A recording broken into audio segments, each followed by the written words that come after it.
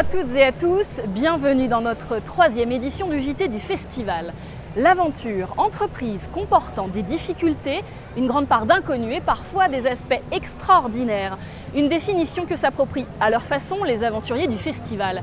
Entre dépassement de soi et goût du risque, Lara Baumers et Franck Levasseur ont cherché à comprendre ce qui les pousse à accomplir de tels exploits. Ils traversent l'Afrique en moto, le Salar d'Uyuni en kitesurf et l'Amazonie à pied. Leurs aventures sont différentes et pourtant, ces explorateurs ont tous un point commun, la recherche de l'inédit. Stan est un entrepreneur parisien. Pendant ses vacances, il a besoin de frissons. Je pense qu'il y a cette dimension de se dépasser en prenant des risques, en se frottant à une nature qui est en général plutôt sauvage et inexplorée, et en essayant au maximum de sortir des sentiers battus. C'est justement ce que recherche l'aventurier, c'est ce côté un peu aléatoire, la prise de risque, l'inconnu. Et c'est ça qui vous transcende, c'est ça qui vous excite dans une aventure, c'est que vous allez devant l'inconnu et vous ne savez pas ce qui va se passer. Un avis que partage Mélusine. Cette costumière de théâtre traverse le monde en moto depuis 10 ans, de Paris à Vladivostok et de la Patagonie à la Colombie. Confrontée à des situations extrêmes, Mélusine persévère. Il y a des moments où on a envie de faire demi-tour, c'est évident. Il y a des moments où on se dit mais qu'est-ce qu'on fait là? C'est pas possible. Pourquoi? Mais pourquoi on a eu cette idée d'être au fin fond du Somaliland? Il n'y a pas d'eau, il n'y a rien, il y a du sable, on est perdu.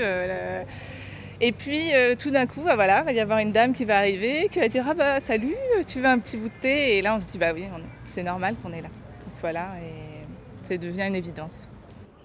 Pour Martin aussi, 3 semaines en Amazonie bolivienne ont été une réelle épreuve. Pour tenir le cap, ce Suisseau-Argentin se fond dans le décor.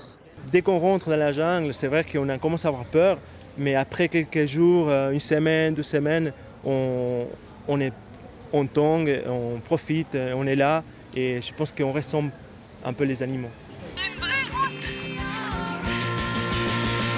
Pour se rappeler de leurs exploits, ces aventuriers se mettent en scène. Leurs témoignages face caméra encouragent des aventuriers en devenir. Bienvenue à toutes et à tous pour cette 3e rencontre de notre journal du festival. C'est avec plaisir que nous accueillons aujourd'hui Nicolas Linder. Bonjour Nicolas. Bonjour. Vous avez 33 ans, vous venez de Strasbourg, vous travaillez pour 2 associations. Et avec le réalisateur Olivier Weber, vous vous êtes lancé en fait dans une aventure complètement dingue. Traverser le lac Baïkal gelé, à ski et en binôme. Mais alors c'est des binômes un petit peu particuliers. On ne va pas le cacher, c'est compliqué quand même, un dialogue entre une personne sourde et une personne aveugle, parce que chacun compense justement par le sens qui nous reste. Mais les petits moments où ça a pu fonctionner, c'est vrai que c'est des moments vraiment magiques, quoi. Nicolas, vous avez une maladie génétique rare, vous êtes malvoyant. C'est quoi les dangers, les pièges quand on s'aventure comme ça sur un lac gelé? J'ai un très très mauvais sens de l'équilibre. Donc déjà pour le ski, c'est pas facile. Mais quand on sait qu'en plus la glace en dessous est pas large et que on peut glisser à tout instant, et passer dans l'eau, c'est sûr que ça fait un peu drôle. Alors, pourquoi on se lance dans une telle galère? Mais je crois que de toute façon, quand on est en situation de handicap, au final, c'est le quotidien qui est une aventure.